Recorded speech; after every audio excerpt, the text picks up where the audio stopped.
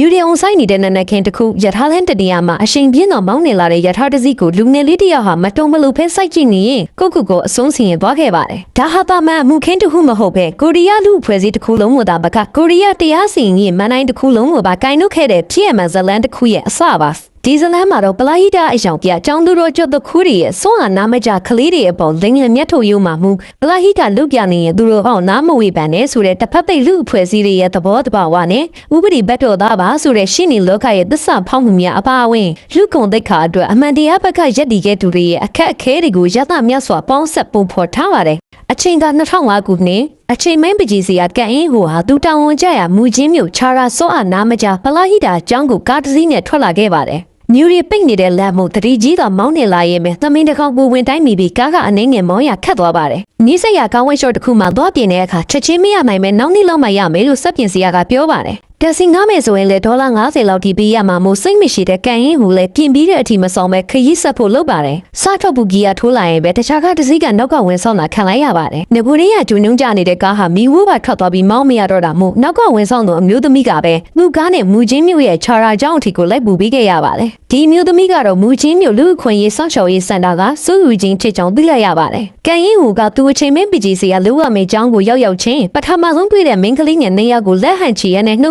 Kebi me, Kaliri got a Kaising Sing Jigam the Pichi on Son Logabane. Gain who let do a Luluya me Janga Josia did Ligan Subu by on Nusa Kevare. The Gero Gain who is a Yapamoka King ha, Jau Jilikan Suning, and the Gini Pitamu, the Vapchi to Gain who Nangama Lube left the Yazaro Kobi and Lupin Bigate at the Boa. Jau Jilikan Sua, 2 years 1 year who left so a Namaja Kaling Emia, Guni Soncho, Palahita, a poesy, a cause of the Ule Chite, Liguan Buneba, Tama Misa Bigevare.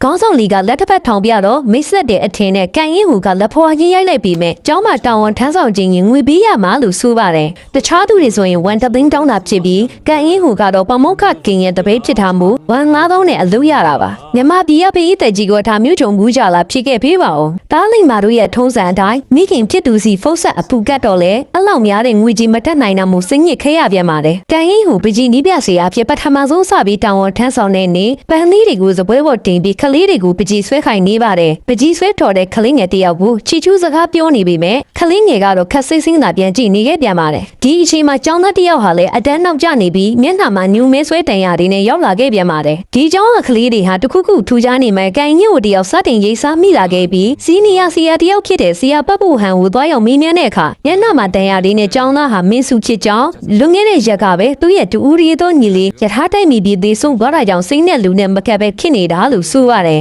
Gain who got Minsuti of Hemohope, Dijonga Kaliria Golon 2 Sandy de Lu, a 20 de ha, Babu Hanglado, Duguran Dijoma Luta Seni Shinida, Kaliri and Majini Dijon, Dijonga John Jonari had Baman Kaliri and Matura Mo, Boma Minachi and 2 Sandy the Lukima Bay, Lubian Biobare. So getting on became Shinny de King Hantiao, Alechimado Manabe, Jonari by Hography Gutla, no Gidia Kamado, Miranama Diadine Jona Haminsuki B, a giant Chudeni to Tuguva, Pagin Pituga Ea de Lane. Lumama Pibi meeting Ale, now in on a trabi dobabi. A forty to Gale so a Namaja Miligu between Hinoramu, Alaida don't put her get over. Now Tio Garo juries with a minkling at Pibi, as though a mere Sasakin say she did, so you heard the Mugu Kanza do the Ku Chica, a 2 social Mugulu and do let Chibare. But Gisway Maparmi Bare Kalima Liaro, Jundulu copy, Mugaro Miba Meteapa, DJ Miking Chiduga Posa Lagabi, John will let 2 women with his red hubby Chitamu Tuatu Giola Bari. Gain who left from Yoni, Johnny Biacola Jane, Aina Degani, 2 Zane at the Kugu Jala Yavare. A Banjago Shopwiga, a Tema Lucy loves at me be, Takago Pimo Loni Jane, Yaso Angel Sisu Red Wijalaga,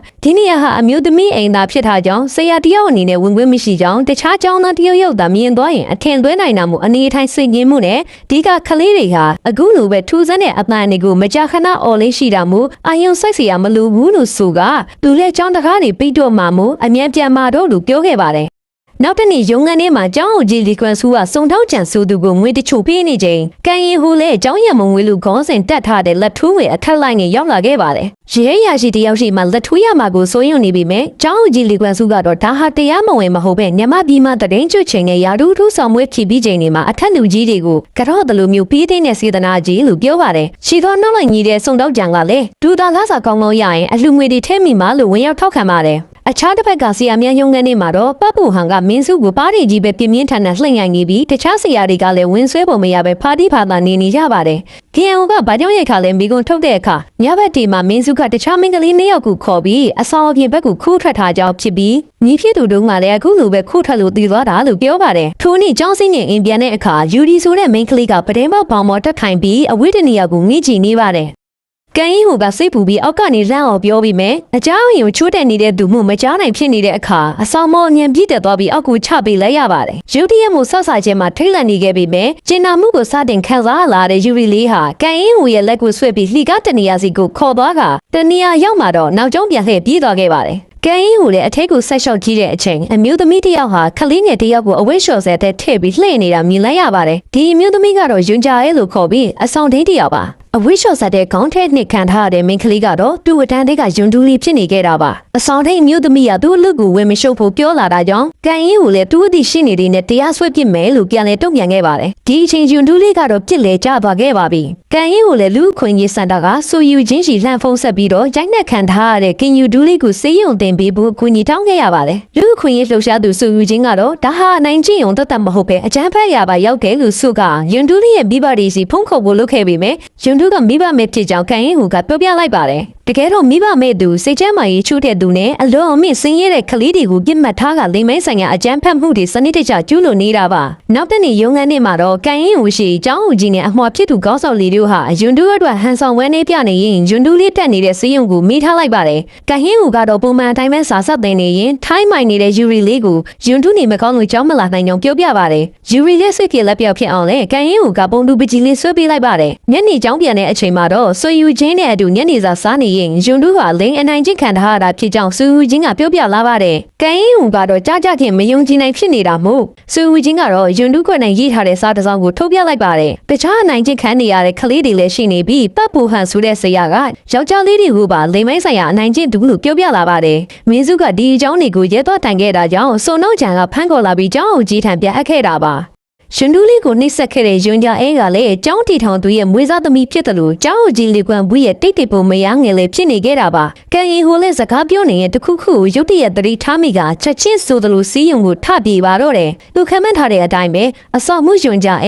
ဲကျောင်းအုပ်ကြီးလီကွမ်ဘူးတို့အဖွဲ့တွေဟာအုံလိုက်ကျင်းလိုက်စီးယုံကိုတက်ငင်လက်ငင်ချီတက်လာခဲ့ပါပြီကန်ကုန်းစွာနေယွန်ဒူလီဟာဗီဒီယိုလွတ်တစ်ခုတည်းကိုဝင်ပုံနေခဲ့တာကြောင့်မတမသူလူတစုရဲ့လက်ကနေပီပီလေးလွတ်မြောက်ခဲ့ပါတယ်နောက်တနေ့စူဂျင်းတို့လည်းယွန်ဒူလီရဲ့ထွက်ဆိုချက်တွေကိုဗီဒီယိုမှတ်တမ်းတင်ထားခဲ့ပါတယ်။ယွန်ဒူလီဟာအဲ့ဒီနေ့ကကျောင်းဆင်းချိန်အဝယ်စားလိုက်ပြီးယူရီလေးနဲ့ကစားနေခဲ့တာပါ။ယူရီအိမ်နာသွားတာကြာနေပြီမို့ယွန်ဒူဟာယူရီနောက်ကိုလိုက်ပြီးကျောင်းငန်းနဲ့ဝင်းရှာနေချိန်ကျောင်းအုပ်ကြီးလီကွမ်ဘူးဟာယွန်ဒူကိုယုံငန်းနဲ့ခေါ်ပြီးညဉ့်ညမ်းဗီဒီယိုတွေပြတာအဝယ်အစားတွေကိုချွတ်ယူဖို့ကြိုးစားခဲ့တာပါ။ယွန်ဒူလီဟာလည်းကျောင်းလန့်ထွက်ပြေးကအိမ်သားထဲမှာဝင်ပုတ်နေခဲ့ပေမဲ့တနာဘလူးစီးနေတဲ့ကျောင်းအုပ်ကြီးလီကွမ်ဘူးဟာအပြစ်မဲ့တဲ့ကလေးတယောက်ကိုအလွန်မပြေပဲအာသာငန်းငန်းလိုက်လာပြီးအတင်းအဓမ္မပြုတ်ကြည့်ရန်ကြိုးစားနေခဲ့ချိန်ရုံငန်းတွေကထွက်လာတဲ့ကန်ရင်ဟိုတယောက်စုညံ့တန်နေကြားသွားခဲ့တာပါကျောင်းအုပ်ကြီးလီကွမ်ဘူးဟာယွန်ဒူလီရဲ့ပါဇက်ကိုအတင်းအကျပ်ပိတ်ဆို့ထားခဲ့ကြောင်းယွန်ဒူလီကပြန်ပြောပြနေခဲ့ပါတယ်ဒီခက်ဆိုချက်တွေကိုထိုင်ကြည့်နေတဲ့ယူရီဟာလည်းသူ့ရဲ့အလားတူအဓမ္မပြုတ်ခြင်းမှုကိုခံခဲ့ရကြောင်းတွန်းရင်စွာပြောပြလာပါတယ်ယူရီကိုလည်းကျောင်းအုပ်ကြီးလီကွမ်ဘူးဟာမုတ်ချုံများခေါ်ထွေးကအတင်းအဓမ္မကြံစီခဲ့ပါတယ်ချီရီလက်တွေကိုတိတ်ပီနဲ့ချီနှောင်းကအချင်းချင်းအဓမ္မပြုကျင့်ခဲ့ကြောင်းယူရီလေးကထွက်ဆိုပါတယ်ဒီအဖြစ်အပျက်ကိုမြင်သွားတဲ့ယွန်ဒူလီဟာကျောင်းနဲ့တကြားထွက်ပြေးခဲ့ပြီးမယ်ကျောင်းဦးကြီးလီကွမ်ဘူးကနောက်ကအတင်းလိုက်ဖန်ပြီးသူမြန်းကိုပြောပြရင်တပ်ပစ်မဲလို့လက်ဟန်ချီဟန်နဲ့ချင်းချောက်ခဲ့ပါတယ်နောက်တနေ့ကန်ရင်ဟူရဲ့မိခင်ဖြစ်သူဟာဆိုင်းမစင်ပုံမစင်သမီးဖြစ်သူကိုလက်ဆွဲကကန်ရင်ဟူကြီးရောက်ချလာခဲ့ပါတယ်ကွယ်လွန်သွားပြီဖြစ်တဲ့ကန်ရင်ဟူရဲ့မိမတစ်နှစ်ပြည့်နှစ်ပတ်လည်အလှူအတွက်ရောက်လာခဲ့တာပါအဖိုးတန်သခေါ်တဲ့ပင်ကိုပါယူလာခဲ့ပြီးအဆက်အသွယ်ကောင်းတဲ့ကျောင်းဦးကြီးကိုလက်ဆောင်ပေးကဆိုးကကျောင်းကောင်းတစ်ခုကိုပြောင်းရွှေ့ပေးဖို့တိုက်တွန်းနေခဲ့ပါတယ်။ကန်ရင်ဟိုလည်းသူမချီညိုတဲ့မရင်းငောင်တွေကိုမျက်နှာလုံးလက်ထိုးရမှမတရီပေမဲ့ဒီကျောင်းမှာအလုပ်ရဖို့လက်ထိုးခဲ့ရတဲ့ငွေတွေဟာမိခင်ဖြစ်သူရဲ့အိမ်ကိုရောက်ပြီးပေးခဲ့ရတာဖြစ်တာမို့တခြားအရာတွေခေါင်းထဲမထည့်ပဲအလုကိုပဲအာယုံစိုက်ဖို့မိခင်ဖြစ်သူကဖိအားပေးနေခဲ့ပါတယ်။သားမိနှစ်ယောက်စကားများနေရင်ယောခသည်ဖြစ်တဲ့သမီးလေးဟာရုတ်တရက်အသက်ရှူကျပ်သွားခဲ့ပါတယ်။ကန်ရင်ဟိုလည်းတခြားအရာတွေထက်သမီးဖြစ်သူကိုပဲဦးစားပေးစဉ်းစားပါဆိုတဲ့မိခင်ဖြစ်သူရဲ့စကားကြောင့်နောက် နောက်တနေ့မှာစိတ်ထဲကမပါပေမဲ့ပန်းအိုးကြီးကိုလက်ကကင်ကကျောင်းကြီးရုံလန်းရှိထွက်လာခဲ့ပါတယ်ဒီအချိန်ယွန်ဒူနဲ့ယူရီကိုရှာမတွေ့တဲ့ဆရာပတ်ဖို့ဟန်တယောက်သူ့ရဲ့ဒေါ်လာတွေကိုမင်းစုအပေါ်ကိုပုံချနေပါ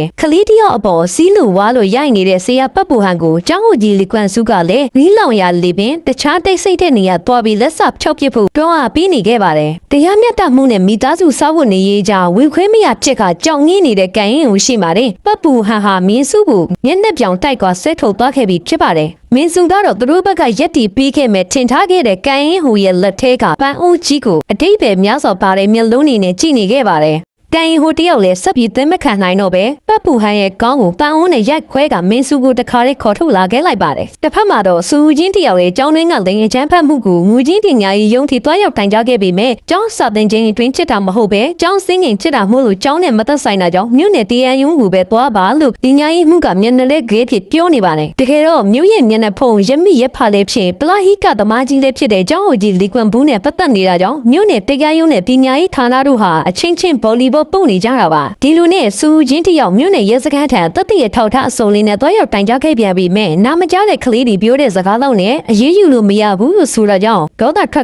ကပြန်လာခဲ့လိုက်ရပါတယ်တရားမျှတမှုဆိုတာအာဏာပိုင်တချို့ရဲ့မျက်နှာသာပေးမှုအပေါ်မှာသာမူတည်နေရတဲ့အခြေအနေမျိုးကိုကြုံဘူးသူတိုင်းဒီခံစားချက်ကိုကိုချင်းစာတတ်မှာပါဘာစနဝမမတိလမ်းပြောင်းနေခြင်းတိုင်းရက်တဲ့ကပလာမူရတာနဲ့အခန့်သင်းဆိုသလိုပဲစူးမြုပ်ကမီဒီယာကြီးတစ်ခုကကလေးတွေရဲ့အမှုကိုစိတ်ဝင်တစားနဲ့ဆက်သွယ်လာခဲ့ပါတယ်ဒီနောက်မှာတော့ကလေးတွေရဲ့ထွက်ဆိုချက်ကိုနိုင်ငံအနှံ့တိုက်ရိုက်ထုတ်လွှင့်ခဲ့ပါတယ်ပထမဆုံးတိုက်ရိုက်ထုတ်လွှင့်မှုမှာတော့မင်းစုရဲ့ညီလေးရထားတိုက်ခံရပြီးဆုံးခဲ့တဲ့အကြောင်းကိုမေးမြန်းခဲ့ပါတယ်ပတ်ပူဟန်ဆိုသူကသူ့အလုပ်စင်းချိန်မှာမင်းစုတို့ညီကိုနှစ်ယောက်စလုံးကိုအင်ကိုလာခိုင်းလေရှိပြီးမလာခြင်းကြောင့်ညင်းတဲ့အခါနှိပ်စက်တက်လိရှိပါတယ်အခင်းမချစ်ခင်ညမှာပတ်ပူဟန်ကမင်းစုရဲ့ညီလေးကိုအတ္တမပြုချင်ခဲ့ပါတယ်မင်းစုဟာအသေးနိုင်တောင်းပန်ခဲ့ပြီးမျက်နှာသာမပေးခဲ့ပါဘူးမင်းစုကလည်းအလားတူပဲအနိုင်ကျင့်ခဲ့ပြန်ပါတယ်နောက်တနေ့ညမှာတော့မင်းစုရဲ့ညီဖြစ်သူဟာသူ့ကိုယ်သူအဆုံးစီရင်သွားခဲ့တာပါဒီသတင်းဟာတနိုင်ငံလုံးကိုပြန့်နှံ့သွားပြီးဖုံးမရဖိမရဖြစ်ခါစုံတောက်ကြံဆိုသူလည်းကျောင်းလီကွမ်စုနဲ့လက်ထောက်လီကွမ်ဘူးတို့ကိုမဖြစ်မနေဖန်ဆီးလိုက်ရပါတော့တယ်လီကွမ်ဘူးကတော့အရင်တုန်းကအလိုပါဘူးအောင်ခဲ့ပြီးအခုကြာမှဘာလို့လာဖမ်းတာလဲလို့စုံတောက်ကြံကိုမိကွန်းထုတ်နေပါတယ်စုံတောက်ကြံကတော့ TV မှာပါလာတဲ့သတင်းကြောင့်မူချင်းရဲဌာနတစ်ခုလုံးပြောင်းဆန်နေပြီ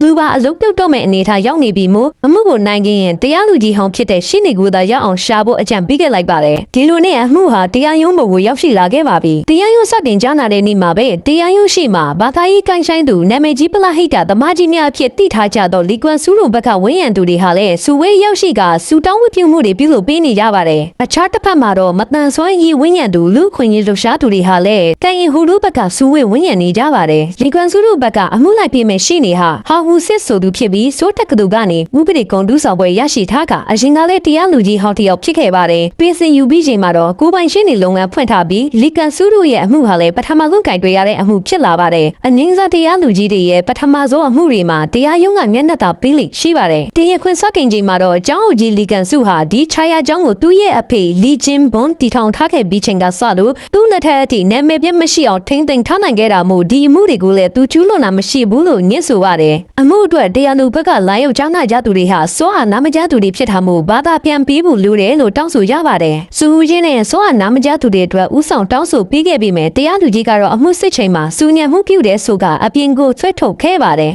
ကန်ရင်ဝရုတရားရုံးအပြင်ကိုထွက်လာချိန်ယောက်ျားခေသူကိုသူတို့ခေါင်းခင်မှတ်ယူကတစ်ဖက်ပိတ်ဖေးရလို့ကူးဝဲနေတဲ့ကျောင်းဟိုကြီးရဲ့မိမဆိုသူကကန်ရင်ဝရုကိုမဟုတ်ဘဲဆွဆွဲတယ်ဆိုကပါးကိုရိုက်မျက်နှာကိုပါဇရီနဲ့ထွေးခဲ့ပါတယ်အစွန်းရောက်ပုဂ္ဂိုလ်ဆွေယုံကြည်မှုလွန်ကဲနေသူတွေအဖို့အလုံမှားတာပြင်လို့ရပါမယ်အသွေးမှားတာဟာပြင်မှုအမတန်ခက်ခဲကြတယ်ဆိုတာမဟုတ်ပါလားဒါကိုမြင်တဲ့ဆိုဦးချင်းလည်းမခံနိုင်မဲ့ကက်ကက်လန်ပြန်ရန်တွေးရမှာတော့နှစ်ယောက်သားထွေလုံးသက်ပုတ်ကြပါတော့တယ်တာမန်လူသားတွေအဖို့တဲခန့်နေဆိုတဲ့နေရာမှာအတိုင်းအတာတစ်ခုရှိပြီးတချို့နေရာတွေဟာမြင့်တာတုတ်ထိုင်ရွနေတာတဲ့နှစ်တလက်မဒုံးနဲ့ကောက်ရိုက်လိုက်တာကဘူးအဆင်ပြေပါတယ်။ကျောင်းကနေရုပ်ပြုတ်သွားတဲ့ကန်ရင်ဟိုတယောက်စူချင်းအိမ်မှာကက်နေရပြီးမိခင်ဖြစ်သူကိုတော့အလုံးအစင်ပြေပါတယ်လို့ညာထားလိုက်ပါတယ်။ဒုတိယချိန်တရက်ခွဲမှာတော့ခြာယာကျောင်းရဲ့ညဆောင်ဖြစ်သူအိုချွန်းဆက်ဆိုသူကိုလီကွမ်စုတို့ရဲ့ရှေ့တွေကစစ်စစ်မိမြတ်နေပါတယ်။ဒီနေ့မှာတော့စောအာနာမကျသူတွေအတွက်ဘာသာပြန်တယောက်စီစဉ်ပေးထားပါတယ်။ရှေ့နေကအတောင်အိုထားဆောင်စဉ်9နှစ်အတွင်းလီကန်ဘူးတို့ကိုဘလူးမြင်းနဲ့မိတဲ့အခါသူတို့ဟာလူကောင်းနေပါဆိုပြီးဖြေခဲ့ပါတယ်။ကန်ရင်ဟိုတို့ဘက်ကရှေ့နေကလည်းတရက် ခွင်းနဲ့မဆိုင်တဲ့မိကွန်းနေမိတဲ့ဆိုကလီကွမ်ဆူတို့ရဲ့ရှေ့နေကိုထကန့်ကွက်ထားမှု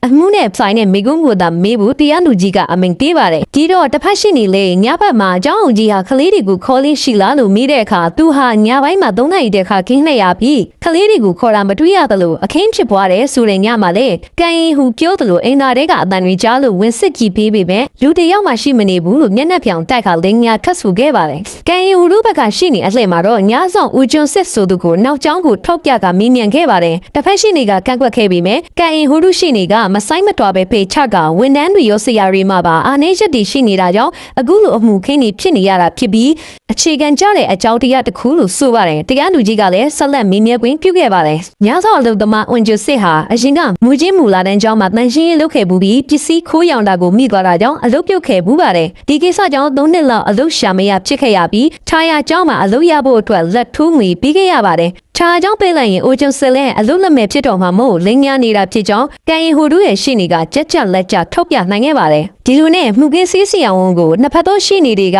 မင်းနေရမယ်အလှည့်ရောက်လာခဲ့ပါတယ်လင်ကွန်စုတို့ရဲ့ရှေ့နေကမှုကင်းစီးစီအောင်ကိုနင့်နာသူယူရီဟာလင်းအကြမ်းဖက်ခံရတာဟုတ်ပါသလားမေးတဲ့အခါမှာတော့မှုကင်းစီးစီအောင်ကမိမကိုရောင်ရင်ပေါက်ပြေးတာမျိုးတွေတွေ့ရပြီမဲ့လင်းအကြမ်းဖက်ခံထားရတာမျိုးမဟုတ်ဘဲပြင်းထန်သောအာသာဖြည့်ခြင်းကဲ့သို့တခြားသောကိစ္စတွေကြောင့်ဖြစ်နိုင်ကြောင်းအထမပြုခြင်းခံထားရသူများကဲ့သို့ညုံမဲဆွဲနေတဲ့ဒဏ်ရာတွေလည်းမရှိပဲဆတွေ့ခြင်းအချိန်မှာတော့တီတီငင်ငင်ရှိနေပြီးကူကီးစားနေတယ်လို့ထွက်ဆိုပါတယ်။ကန်ရင်ဟိုရဲ့ရှိနေကတော့မူကင်းဆေးဆရာဝဲပထမဦးဆုံးရေးထားတဲ့ဆေးမှတ်တမ်းကိုတရားလူကြီးထံဦးစွာတင်ပြလိုက်ပါတယ်။မူကင်းမှတ်တမ်းကနှစ်ခုဖြစ်နေပြီးပထမမှတ်တမ်းမှာမိမကိုရင်ကစုပ်ပြဲမှုဟာလက်တလွတ်လင်အကြမ်းဖက်ခံထားရတာဖြစ်နိုင်ကြောင်းရေးထားခဲ့ပြီးဒုတိယတစ်ခုမှာတော့လင်အကြမ်းဖက်မှုမဟုတ်ဘူးလို့ပြောင်းလဲရေးထားခဲ့တာပါ။တရားလူကြီးကလည်းဘာကြောင့်နှစ်ခါပြောင်းရေးထားတာလဲလို့မိကွန်းထုတ်နေပြီးဖြစ်တယ်လို့ကန်ရင်ဟိုတို့ရှိနေကလည်းပထမဆေးမှတ်တမ်းနဲ့ဒုတိယဆေးမှတ်တမ်းတို့ရဲ့ကွာခြားချက်ကိုထပ်မံထောက်ပြကမေကွန်းထုတ်နေပြီဖြစ်ပါတယ်။မူကင်းစီအောင်ကတော့ဒီကိစ္စဟာဒီလောက်ကြီးလာမယ်မထင်မိတာကြောင့်လို့ပြန်ဖြေပါတယ်။ကန်ရင်ဟိုတို့ရဲ့ရှိနေကလည်းဆရာဝန်တယောက်ရဲ့အဖြေဟာအမှုကိစ္စအကြီးငယ်ပေါ်မူတည်ပြီးပြောင်းလဲလို့ရလားလို့ထပ်မံမေကွန်းတွေထုတ်နေပါတယ်။မူကင်းစီအောင်ကလည်းလွန်ခဲ့တဲ့9နှစ်လောက်ကထိခိုက်ထားပုံရပြီးအဲ့ဒီအချိန်တုန်းကယူရီဟာအသက်9နှစ်ပဲရှိသေးတာကြောင့်လင်းချက်ဖက်မှုမဖြစ်နိုင်ဘူးထင်တာမှုပြောင်းရေးခဲ့တာလို့ထွက်ဆိုခဲ့ပါတယ်။လီကွန်စုတို့ဘက်ကရှိနေကအကူနည်းရွယ်မိန်းကလေးတယောက်ဟာလင်းဆက်ဆံမှုခက်ခဲ့ပြီးဖြစ်ခဲ့ရင်လည်းသူကိုယ်တိုင်သဘောတူလို့ဖြစ်ခဲ့တာလို့သားသမီးချင်းကိုချင်းမစာမနာထပြောတာကြောင့်တရားရုံးမှာလည်းပွဲစုသွားခဲ့ပြီးဒုတိယရုံးချင်းဟာပြီးဆုံးသွားခဲ့ပါတယ်။ကန်ရင်ဟိုတို့ဘက်ကတော့ဒုတိယရုံးချင်းမှာတိတ်ပြီးအရင်ဖလာတာကြောင့်ကလေးတွေကလည်းမျက်နှာမကောင်းကြပါဘူး။ဒါကြောင့်မို့လို့ကန်ရင်ဟိုတို့လည်းစိတ်ပြေလက်ပြောက်ဖြစ်အောင်ကလေးတွေကိုကမ်းခြေလိုက်ပို့ပေးခဲ့ပါတယ်။တကယ်တော့ယူနူးလေးဟာမွေးရပါစောအားနာမကြသူတယောက်မဟုတ်ပဲငယ်စဉ်ကတော့ပုံမှန်ကလေးတူပါသူမိဘတွေနဲ့ပင်လယ်ကမ်းခြေကိုလာလေးရှိပြီးဆိုင်းသက်လေးတွေကိုကြားနိုင်ခဲ့ပြီးမြအခုချိန်မှာတော့ဘဝကြီးကတိတ်ဆိတ်နေပြီလို့ကန်ရင်ဟိုကိုရင်ဖွင့်နေပါတယ်ကန်ရင်ဟိုကလည်းကဘာပေါ်ကစစ်မှန်တဲ့အလှတရားတွေဟာမျက်စိတွေနားတွေနဲ့မြင်နိုင်တာမျိုးမဟုတ်ဘဲနဲ့နှလုံးသားနဲ့မှမြင်နိုင်ကြောင်းဟယ်လင်ဂျီလာရဲ့စကားနဲ့နှစ်သိမ့်ပေးနေပါတယ်နောက်တစ်ချိန်ရုံးကြီးမှာတော့ယူရီလေးခတ်ဆူရမယ်အလှည့်ကိုရောက်လာခဲ့ပါပြီ။ယူရီကတော့ကြောက်တတ်တဲ့ကလေးမျိုးတုံ့လှုပ်နေခဲ့ပါတယ်။လီကွန်ဆူတို့ကတော့ဒီကလေးဟာလိန်ပြောနေတာဖြစ်ကြောင်းစိတ်ချမ်းသာရေးမကောင်းသူလည်းဖြစ်တာမို့ပေါက်ကီယာတွေပြောနေတာလို့ဆိုပါတယ်။လီကွန်ဘူးလီကန်ဆူနဲ့ပတ်ပူဟန်တို့တဲ့ကဘသူကအနိုင်ကျင့်တဲ့လူလဲလို့မေးတဲ့အခါရုပ်ချင်းစိမ့်နေတဲ့အမွှာတွေမို့ရုပ်တရက်ဝေဝဲမထပ်ဖြစ်နေပြီးနောက်3ယောက်စလုံးလို့ဖြေခဲ့ပါတယ်။ဘယ်နှချိန်အနိုင်ကျင့်ငယ်လေးလို့မေးတဲ့အခါအချိန်ချင်းမဲလို့ဖြေဆိုခဲ့ပါတယ်။သူသုံးတဲ့ရွယ်တဲ့ကအ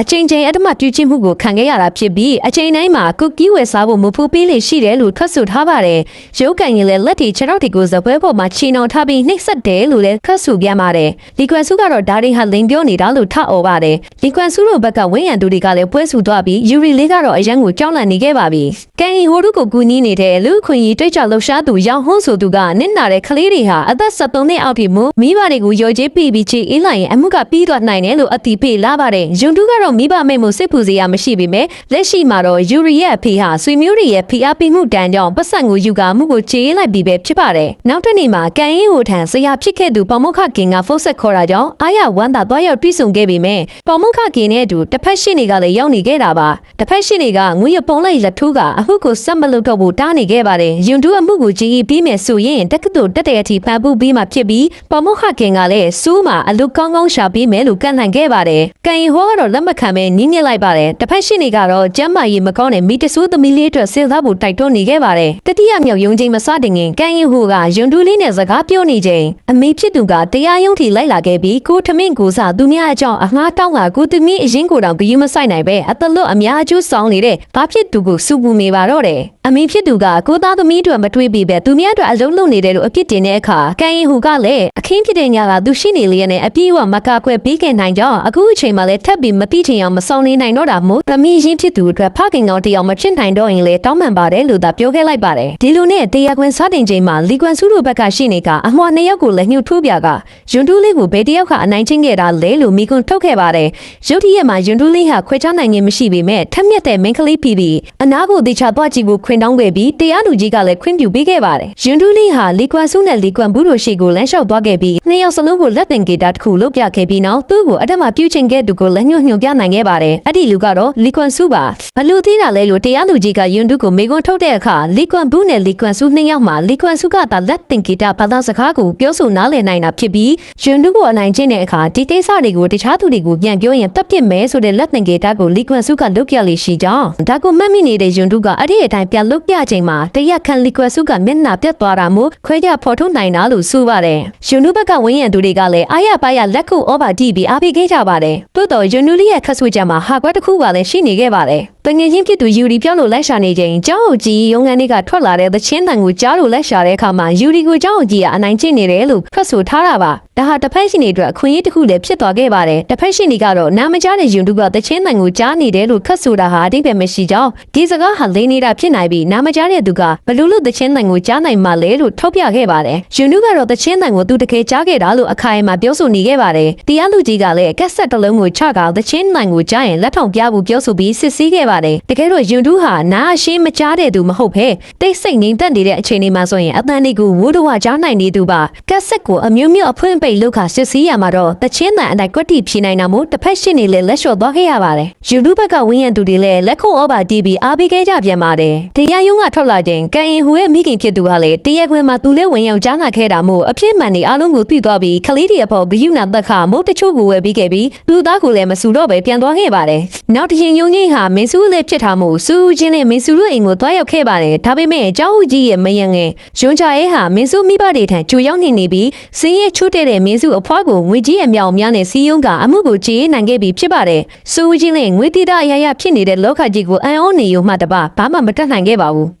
ဒါကိုမသိသေးတဲ့မေစုတယောက်ဟာနောက်တစ်ရင်ယုံငိမ့်မှာသူတေချာခတ်ဆိုနိုင်ဖို့သူတို့ညီအကူအနိုင်ချင်းခံခဲ့ရတော့ကအကြောင်းတွေကိုစောင့်ရင်းနဲ့တေချာချရည်နေပါတယ်။ကန်ရင်ဟိုလည်းစိတ်မကောင်းတာနဲ့ပဲမင်းစုဟာသက်တည်ထွက်ဆိုပြီးစီရမလို့တော့ကြောင်းပြောပြခဲ့ရပါတယ်။အဖွားဖြစ်သူကအမှုကိုကျင်းအေးပေးလိုက်ပြီးလို့မင်းစုသိလိုက်ရတဲ့အခါမှာဝမ်းနဲ့ပတ်လက်ငူးကြွေနေခဲ့ပါတယ်။အခြားသူတွေဟာငွေမျက်နှာကြောင့်လဲလဲကူကူခွင့်လွှတ်နိုင်ပေမဲ့မင်းစုအတွက်ကတော့လုံးဝခွင့်လွှတ်ဖို့ခက်ခဲနေခဲ့ပါတယ်။ဒီနေ့ညမှာပဲအိပ်ပျော်နေတဲ့ကန်ရင်ဟိုကိုယူချင်းလေးကလာနှုတ်ပြီးတော့သူမှမပြောပြပဲခြံထားခဲ့တဲ့အရာတစ်ခုရှိကြောင်းပြောပြလာပါတယ်။ဒါကတော့သူ့ကိုညီညာဗီဒီယိုတွေပြခဲ့တဲ့ကျောင်းအုပ်ကြီးကအဲ့ဒီစီဒီပြားတွေကိုသူ့ရဲ့ရုံငန်းထဲမှာဝတ်ထားကြောင်းအသိပေးလာတာဖြစ်ပါတယ်။သူနဲ့ဆူဦးချင်းနှစ်ယောက်လည်းကျောင်းထဲကိုခိုးဝင်ကကျောင်းအုပ်ကြီးရုံငန်းထဲကိုဝင်မှွေပေးပေမဲ့အစားအနာတော့မတွေ့ခဲ့ရပါဘူး။ကြံရမရတဲ့ကန်ရင်ကိုလည်းရှေ့က TV ကိုဖွင့်ကြည့်လိုက်ရမှာတော့သူတို့ကိုစောင့်ကြည့်နေတဲ့ CCTV တစ်ခုကိုတွေ့သွားခဲ့ပါတယ်။ဒီလိုနဲ့ CCTV မှတ်တမ်းတွေကနေတဆင်ကျောင်းဦးကြီးကလင်းအကြမ်းဖက်မှုတွေကိုတပ်တွေအရယူနိုင်ခဲ့ပါတယ်။တပ်တွေဗီဒီယိုဖိုင်ကိုသူတို့ရဲ့ရှင်းနေရှိကိုအပ်ခဲ့ပြီးရှင်းနေကလည်းအမှုဖြစ်တဲ့ရက်စွဲနဲ့ကြည့်ရင်ယွန်ဒူးလေးဟာအသက်73နှစ်မပြည့်ခင်တည်းက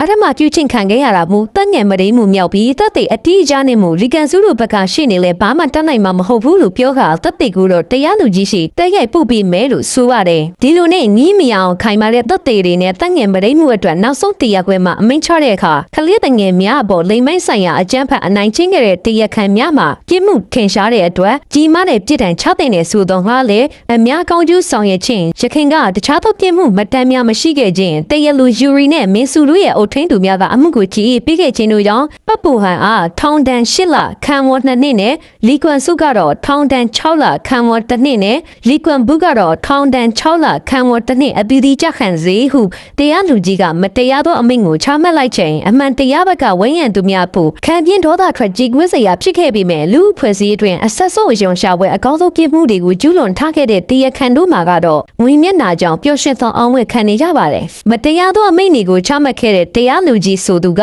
စီနီယာတရားလူကြီးဟောင်းဖြစ်တဲ့လီကွမ်ဆူရူရဲ့ရှေ့နေဟာဝူစစ်ကိုမျက်နှာသာပေးကအမိန့်ချမှတ်ခဲ့တယ်လို့လီကွမ်ဆူရူဘက်ကရှေ့နေဟာဝူစစ်ကလည်းနေမျိုးလေးစီမှာပဲလှည့်ပတ်သွားလာရင်ယာရုမတိုးနိုင်မဲ့မူချင်းမျိုးမှာတောင်းတင်းနေတဲ့ကန်ရင်ဟိုတို့ဘက်ကရှေ့နေကိုအလုတ်အကအခွင့်အလမ်းတင်များနဲ့စီယိုနိုင်ခဲ့တာကြောင့် CCTV မှတ်တမ်းသက်သေတွေကိုရှေ့နေကထွက်ဖြတ်ဖြစ်ခဲ့တာဖြစ်ပါတယ်အမှန်တရားကသာနောက်ဆုံးအနိုင်ရလိမ့်မယ်ဆိုတဲ့စကားဟာပေါင်ချိန်ဇလန်တွဲထဲမှာပဲရှိပြီးယနေ့ခေတ်လက်တွေ့ပေါ်မှာတော့ငွေကြီးအာနာပါဝါရှိတဲ့ဘက်ကသာဥပဒေကမျက်နှာသာပြီးခဲ့ပြီးဖြစ်တာမို့အမှန်တရားကလည်းတိတ်ဆိတ်သွားခဲ့ရပါပြီဒီကိစ္စတွေဖြစ်ပြီးလာနေငယ်အကြာဥပဒေရဲ့မျက်နှာသာပြီးခြင်းကိုခံခဲ့ရတဲ့လူမျိုးမှတစုဟာ KTV မှာဖြစ်တဲ့စာတွေနဲ့အောင်ဝဲခံနေကြပြီးတရားရေးရဲ့သင်္ကေတချင်းဝင်ကြီးဟာလည်းငွေမြတ်မြတ်ဖို့ထဲနိုင်တဲ့သူတွေဘက်ကိုရှာထုတ်ပြကလောကကြီးကိုလှောင်ပြောင်နေခဲ့ပါပြီကန်ရင်ဟိုတဲ့စိုးမြို့ကိုပြန်ဖို့ပြင်ဆင်နေခဲ့ပြီးမင်းစုကတော့ဒီအဖြစ်ပြက်တွေကိုလုံးဝမကျေနပ်နိုင်သေးပါဘူးမင်းစုဟာသူကိုယ်တိုင်မဲ့မဒိန်းတော်ပတ်ပူဟန်ကိုလက်စားချေဖို့လိုက်သွားခဲ့ပါတယ်ဒါကိုသိသွားတဲ့ဆိုဦးချင်းက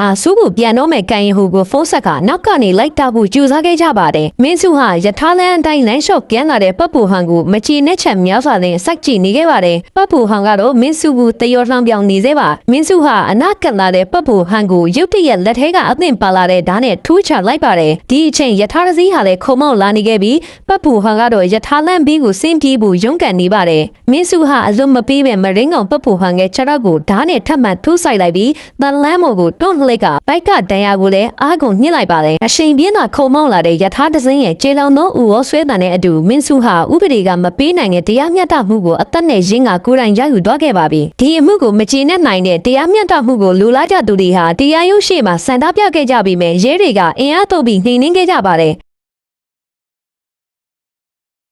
ဒီဖြစ်ဖြစ်ပြီးတစ်နှစ်ကြာတဲ့အခါဆိုးကိုပြောင်းနေပြီးဖြစ်တဲ့ကန်ရင်ဟိုကိုဆိုယူချင်းကဖုန်းဆက်လာခဲ့ပါတယ်အမှုအတွက်နောက်တစ်ချိန်အယူခံဝင်ခဲ့ပြီးမင်းစုနဲ့ယူရီတို့ရဲ့မိဘတွေထံကကြေးရေးပေးထားတဲ့စာချုပ်ပြေကြောင်းပယ်ဖြတ်ခံလိုက်ရတယ်လို့ဆိုပါတယ်သို့တော့ကန်ရင်ဟိုတို့ရဲ့ကြိုးစားမှုကအလကားတော့မဖြစ်ခဲ့ပါဘူးကလေးတွေကိုကူညီတဲ့သူတွေရှိလာခဲ့ပြီးစေတနာဝန်ထမ်းတွေကလည်းစားဖို့အတွက်ချက်ပြုတ်ပေးကြပါတယ်စိတ်ကျမ်းမာရေးချွတ်တဲ့နေတဲ့ယူရီလည်းကျမ်းမာရေးပူကောင်းလာခဲ့ပြီးယွန်တူကတော့ကန်ရင်ဟိုလူပကြီးစရာတယောက်ဖြစ်အောင်ကြိုးစားနေပါတယ်ကလေးတွေဟာသူတို့လည်းအများနည်းတူအဖိုးထိုက်တန်တယ်လို့ယုံကြည်လာကြပါတယ်ဘဝမှာအကောင်းဆုံးရှင်သန်နေထိုင်မှုဆိုရင်ကဘာကြီးကိုပြောင်းလဲပြအောင်မကြိုးစားတော့ပဲလူတွေရဲ့နှလုံးသားကိုကဘာကြီးကပြောင်းလဲနေတာကိုသာခုခံသွားတင်ပါတယ်ကလေးတွေရဲ့အမှုကိုတရားရုံးကအပြီးတိုင်ပိတ်ပင်လိုက်ပြီးအမှုတွေဖြစ်ပွားခဲ့တဲ့ခြာယာအကြောင်းဟာလည်းအရင်လိုပြန်ဖွင့်နေပါပြီအရင်ကတောင်းဝန်ကြခဲ့တဲ့ဆရာတွေဟာလည်းပုံမှန်အတိုင်းပဲအလုပ်ဆက်လုပ်နေကြပြီးတရားဥပဒေကတော့လောကကြီးကိုမျက်နှာပြောင်တိုက်လျက်အပြစ်သားတွေကိုလိလူရှုထားစေပါဒီအမှန်တရားကိုတကဘာလို့သိအောင်ဖွင့်ချနိုင်မှုရလူအခွင့်အရေးတက်ကြလှုပ်ရှားသူတွေဟာ